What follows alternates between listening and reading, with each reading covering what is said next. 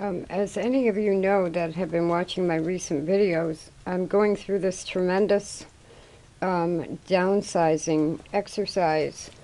But this time it's different. I've had to go through this a couple of times when I thought I'm losing my apartment.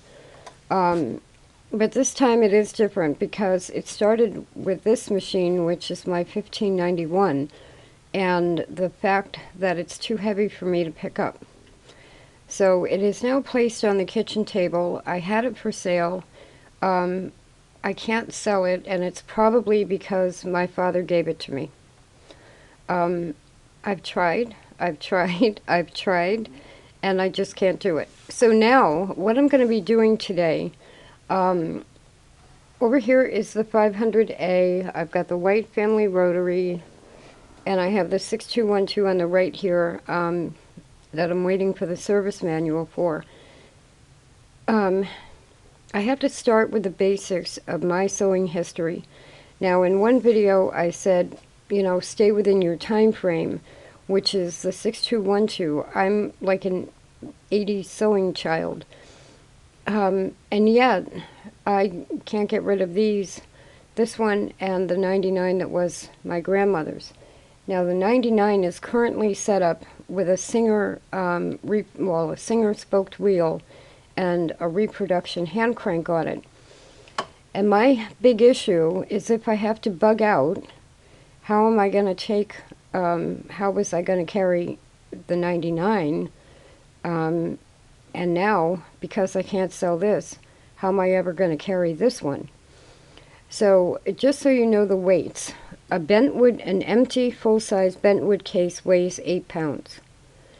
The machine itself, a 1591 without the foot pedal attached to it, weighs 26 pounds. So together, we're looking at 34 pounds, which is too much for me to pick up. But what I'm going to be doing today, I had ordered a new small base for my 99. And I think I'm going to end up putting that on the Spartan because I just had the 1591 in another base. And it's obviously not going to change the weight. And this bentwood case is original to the machine. So if you think you find out that in a week you have to move, that's kind of what I'm facing, is that I may get short notice that I have to get out of here quickly. I'm packing up most of the other machines into boxes, but the two that I would have to carry would be this one and the 99. So I do have two vintage Singer tote bags. My brother's going to cut some pieces of wood to go on the bottom of them, which will support heavier machines. I don't know when he'll get to that, but so I've got the wood planned for the bottom. And then the new cases, I bought a couple of new cases, the 500A and the 6212 will get those. So anyway, with the 1591, I can just take it out of the bentwood case, put it in the portable tote bag, and go. The 99 is a little bit different because if it's in its original bentwood case, the motor that's on it is wired to the bentwood case. So then it's just a little bit of a 10-minute longer operation to disconnect the motor from the 99 and pack up the case and put a hand crank on the 99. So that's where I am right now. But what I'm thinking, I also have two Bishop sewing system hand cranks, which can be on both of these machines all the time. And what I'm thinking is putting the 9913 back to original, only possibly with a new motor on it. The motor on the 9913 right now is fine. There's nothing wrong with it, but it's attached to the bentwood case because of the knee bar. If I take a new replacement motor and put it on the 99, then it's just like the 1591. If I have to leave quickly, I just undo their hinge pin set screws, put them in the tote bag, and I go. and they're bent wood cases. That way, the 99 stays in its original bent wood case. And it would have a new motor, and currently that motor is on the Spartan. But then that alleviates any concern I might have that the motor that's on there, although there doesn't seem to be anything wrong with it, is 87 years old. Now, the last time it was serviced might have been in the late 1990s by a professional. I haven't had a problem with it, but still, it's 87 years old.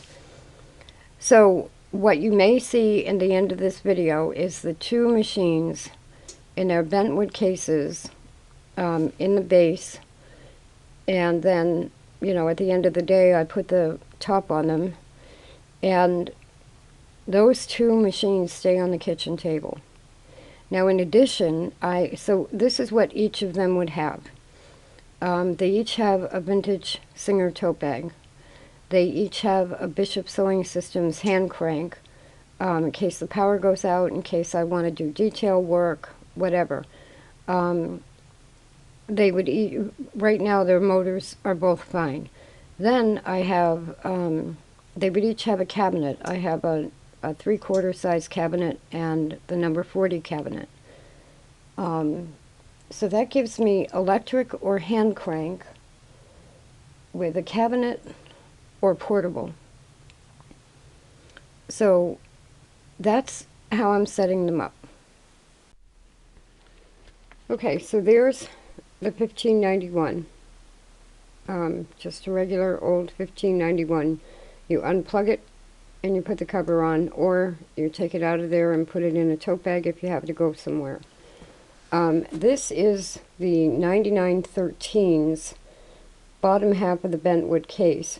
Now this one probably also weighs about 8 pounds because you've got a motor controller in the box, whereas this one is just empty. So this is, I had converted the 99 to a hand crank, and this is how I have packed all the motor stuff, because what I was going to do is wrap this up carefully and put it in a box along with the lid. But because I want to put a new motor on it, just for the sake of lack of worry right now, or lack of maintenance, you know, I could rebuild the motor myself and rewire it if I needed to do that. But I'm not really in the state of mind to do that right now because I may have to leave. So I'm going to take all this stuff out of there, which is the old motor, the original motor, the light, the belt.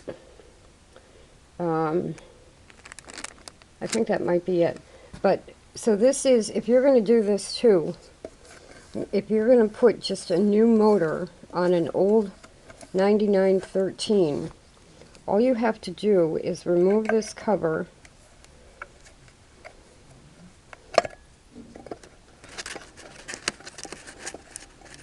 and, you know, even if you leave the old motor on, it doesn't take that long to disconnect the machine from the case.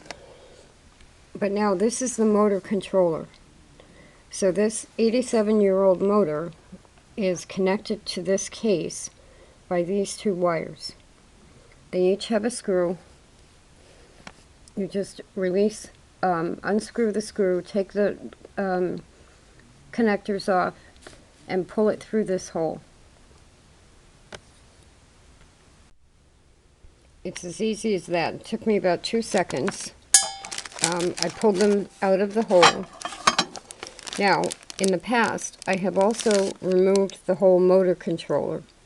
And if you know you're going to permanently put a new replacement motor on a machine, then if you wanted to decrease the weight of the case, you could also remove that, and you remove that by the screws underneath the bottom. I believe there are 4 of them that hold that in place. But keep in mind, when you do that, this linkage is going to come apart. So then, if you ever want to put it back together to be used with a knee bar, you have to remember how the linkage goes.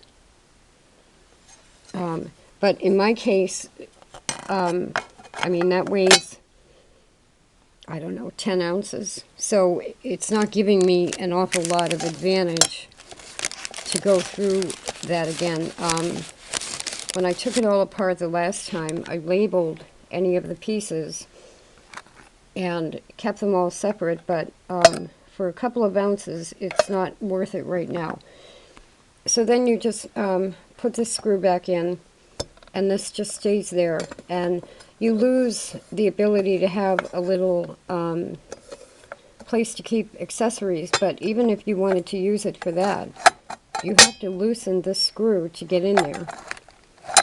So for me right now, it's better to just disconnect the motor, leave that like that, and now I'll get a separate box and I'll put all of the motor components into that box.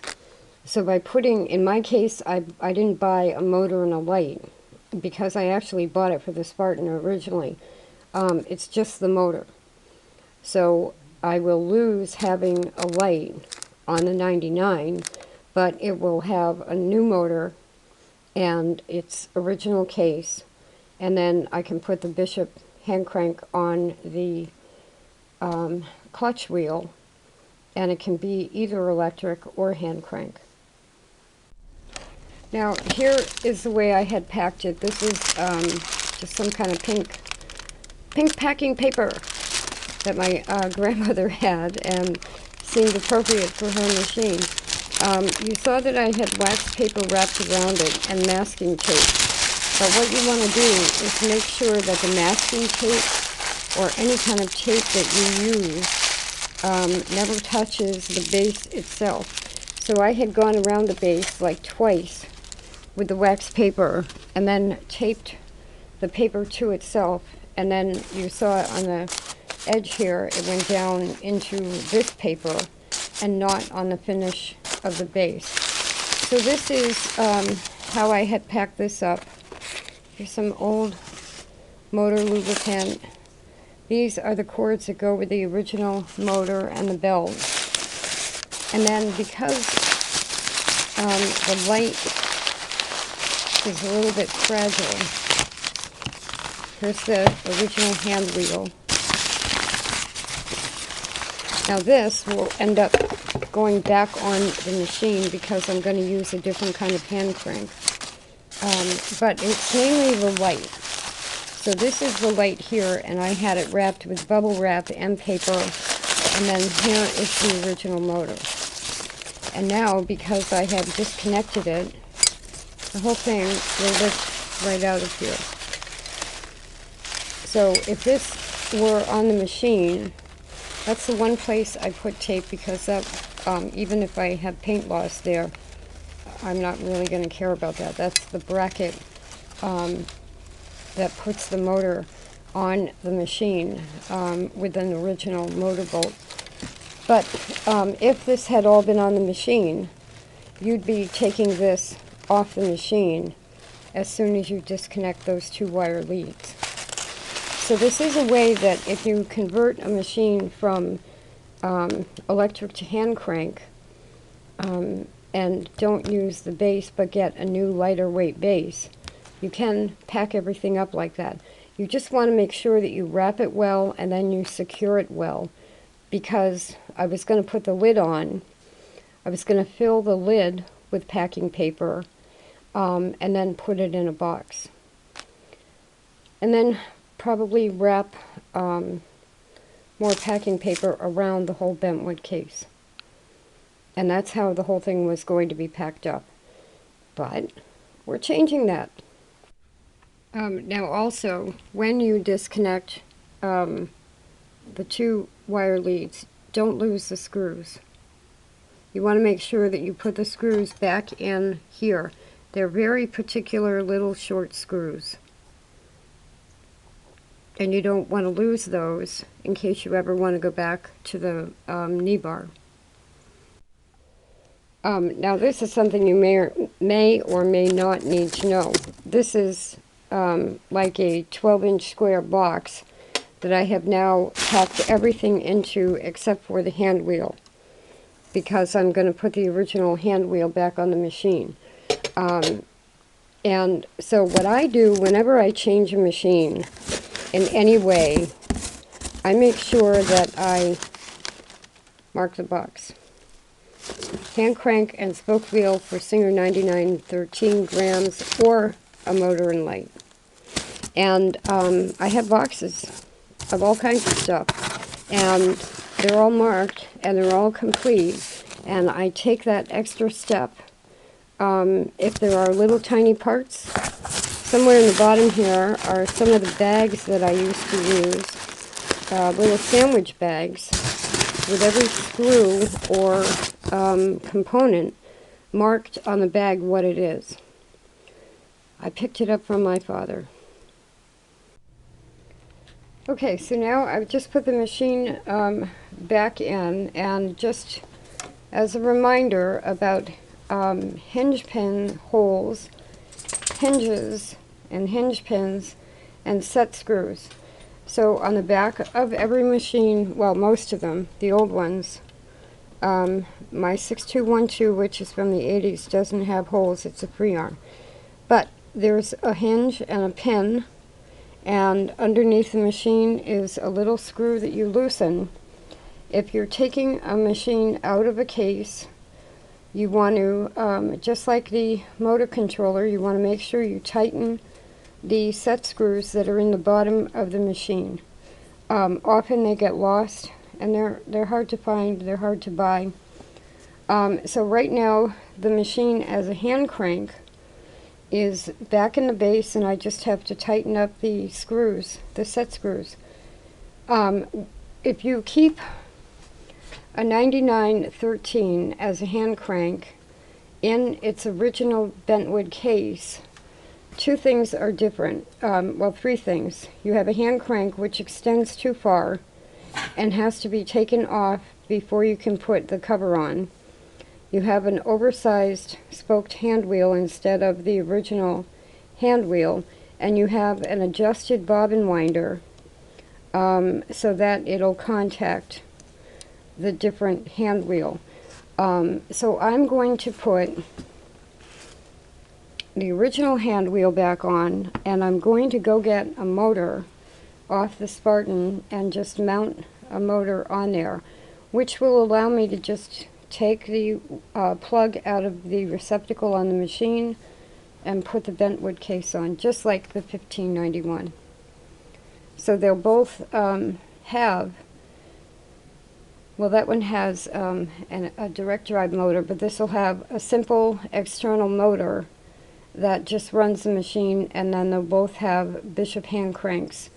Now, a lot of people may not like the Bishop hand crank instead of the Singer and reproduction, because the Bishop hand crank only does one stitch per turn, and it turns toward the left, and it means on this one is a simple bobbin winder. I'll have to see. I'm not sure if the bobbin, you might lose the ability of the bobbin winder. Normally you loosen the clutch wheel and toward the front and wind a bobbin, but the Bishop hand crank turns toward the front, so I'm pretty sure you lose that ability to do it separately. So when I crank to wind a bobbin, the needle will move. That's going to be the difference. When I crank to wind a bobbin on that, the needle will move, and in that case, the gears on the motor will be going. So that's going to be the difference. I can live with that. It makes winding a bobbin maybe a little bit noisier and slower, but as far as I know, it shouldn't hurt the machine. So those are the changes I'm going to continue to make. Okay, I have gone ahead and put the replacement motor on there. Very simple. I'm using an old belt instead of the belt it came with. One bolt in here, and you can adjust the height of the motor to adjust the belt. And if you're not going to put a Bishop hand crank on a machine, then you simply put the clutch washer and the clutch wheel back on the machine. And then at this point you have a 99, technically still a 9913, because it could run with the knee bar but it's a motorized 99.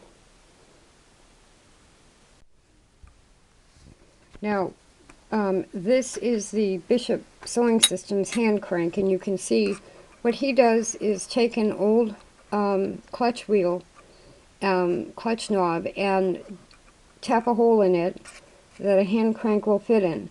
So to put this on the machine now, you still need your old original clutch washer, which can only go on there. You want the little tab things pointing up away from the machine. It can only go on there two ways.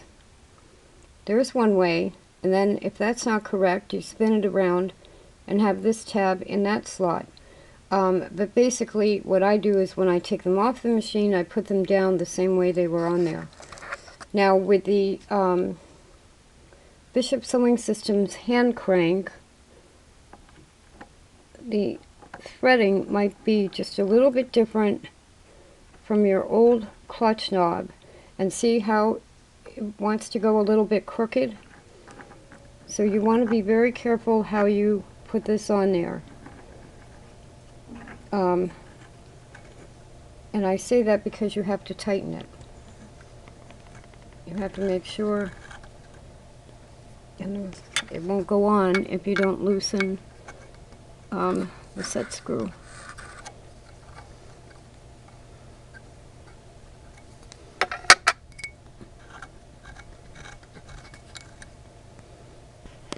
So let me just hold that tight.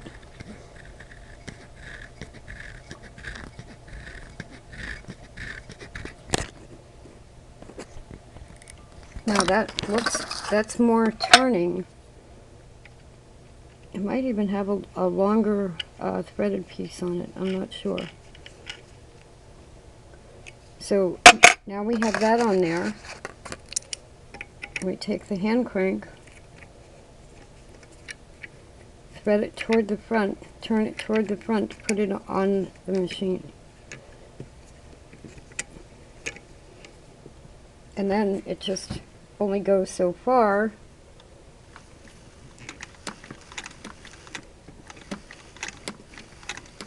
Now, I'm hitting resistance because I have a motor and a belt on there.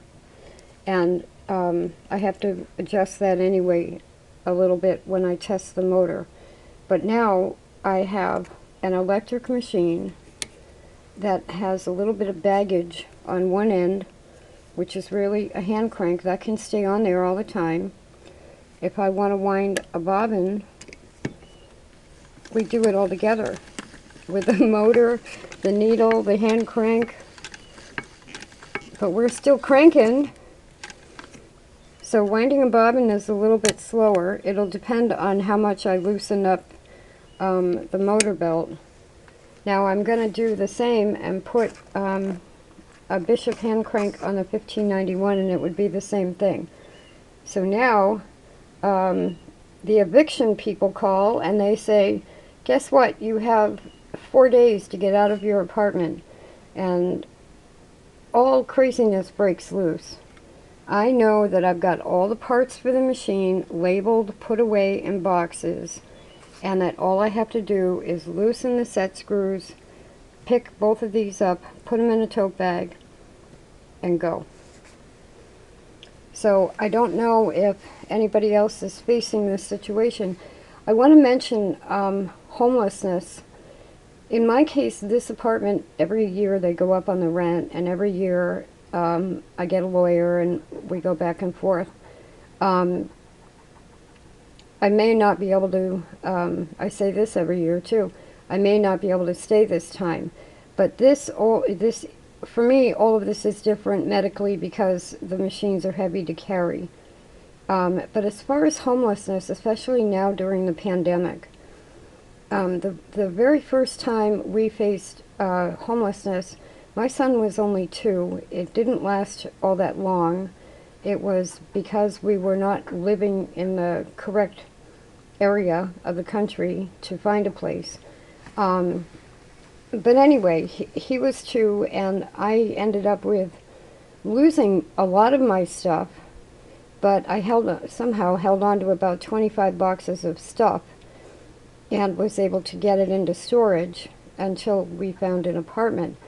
Homelessness is not a new thing, and the housing market in the United States is not friendly to tenants at all. Everything is overpriced. The only good thing is at least we don't live in Hong Kong, because in Hong Kong you get like a storage pod stacked on top of one another for like $2,000 a month. So, you know, it's not a worst case scenario. But now with the pandemic and job loss and everything, more and more people are facing, oh my gosh, what am I going to do? I'm going to lose everything. So that's why I'm making this video for two reasons. There are people that are going to face, so I was content if I could drag my grandmother's machine around. And now I have found out, no I'm not, I can't leave this one behind either. So me and the dog, literally trying to carry 50 pounds of sewing machines simply because I refuse to let anything happen to them. More and more people are going to be facing these very tough decisions. The other reason I'm making the video is, and I have a lot of videos up, often what I'm doing is making the video so I remember what I did, how I did it, and how I can undo it if I need to. So if you have a camera in this day, you know, I didn't have a video camera till my son was like 12. But now that we all have them, that they're on your phone, I recommend that whenever you change a machine, you document it. You do end up with a lot of video files, but you also have a record of what you did and why you did it. It's an advantage that I used to do with still photos, and that my father used to do by writing notes and notebooks. So now, in a lot of ways, it's quicker to do it with a video. So I do recommend you do that. And if you are facing eviction, you know, my other options were send them to family members. I couldn't get to selling them. But then even with really good, perfect family members, I'm sitting here going, but wait a minute, did they oil it? Are they going to take care of it? It really, you know, it's like losing a car, or losing your $200 bike, or, you know, I mean, but these can clothe you, and that puts a whole other aspect on it. So I hope if you're facing eviction, you manage to keep your machines, a good strong tote bag with a wood bottom, an unconventional hand crank so that you can quickly just move the machine, and both of these will sit on a table to work. And here is the 99 with the motor adjusted. Now this is the motor that was on the Spartan, and the foot pedal isn't really even broken in yet. So this is how that goes. Perfect. Hand crank.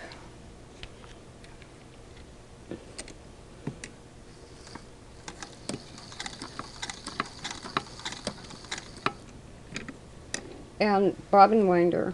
The bobbin winder was on when I was just doing that. Let me turn the fabric around. This is like the best of both worlds, even though it's the machine is no longer original, and it's an unconventional hand crank that you turn forward, and it's only one stitch per turn. Bobbin winder, belt and motor are just coming along for the ride.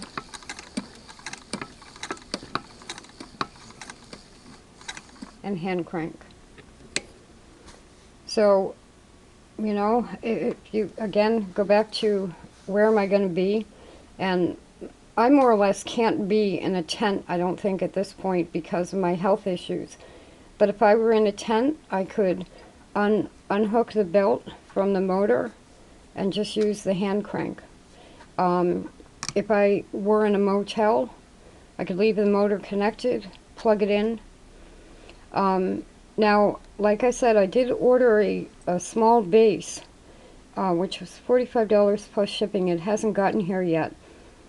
Right now, the Spartan's base is cracked, so it may go on the Spartan, or I may just see how much it weighs and keep it with this as a spare. If it's as heavy as a bentwood case, I wouldn't need to do that. And the same for this. I mean, I could always get, I had another base on this, but it's almost as heavy as this one. So I don't know if the one for this size, like the one that I ordered for that size, I don't know if it's also lightweight. I would have to probably find out how much it weighs. But, so this is the beginning of, like, my sewing history. This is my 99 that was my grandmother's. It also was, it originally owned by a professional seamstress. It made my mother's baby clothes. And this is the machine that my father gave me. So, and then around me, I have a 500A, a 6212, a White Family Rotary, the Spartan, you know. But if I'm going to leave with just 2 machines, you know, I have 2 hands. I had picked out 4 machines, then it became 5. And I said, no, I got to stop and back up. I have 2 hands. I can carry 2 machines. Not very far, but I can carry the 2 machines in tote bags. I'm seriously thinking of, if I had more money right now, I'd be buying rolling cases, and then we wouldn't have an issue. But those are a little bit more than I want to pay right now. Plus, you don't want to advertise that you have the Cadillac of sewing machines, you know. So I'm almost thinking, why don't they fit in a backpack? There's a lot of decision making that goes into all of this. But I think with them set up like this, it's a happy middle where it's usable almost anywhere you end up. Now here is the Bishop hand crank on the 1591. And because of the direct drive motor and no belt to drag, much easier to hand crank.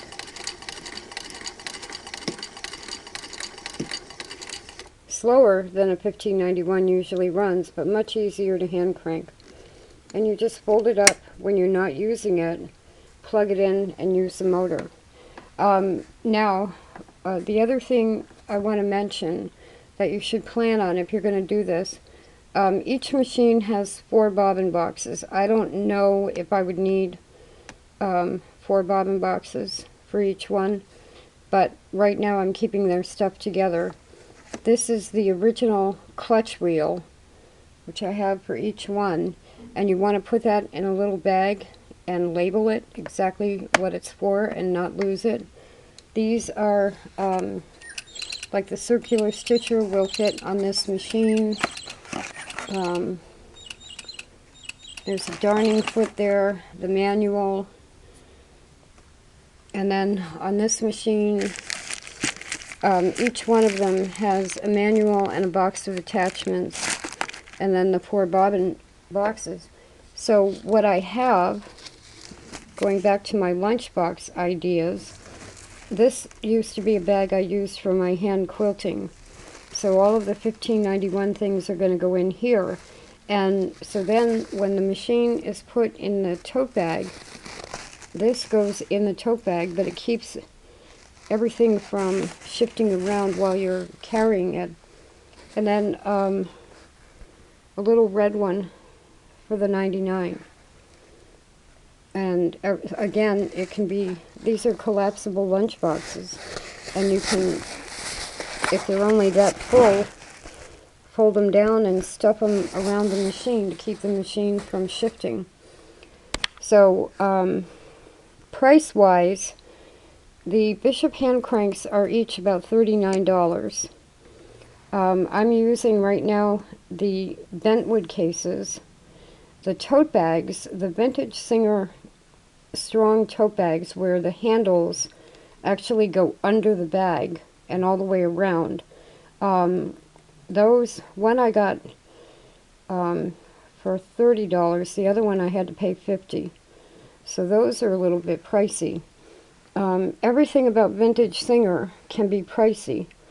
But like I said, so now each of these machines has its original bentwood case, a cabinet, a vintage tote bag, a set of attachments, 4 bobbin boxes, a hand crank, and all of the low shank attachments, which I have in a little plastic suitcase, will also fit both machines.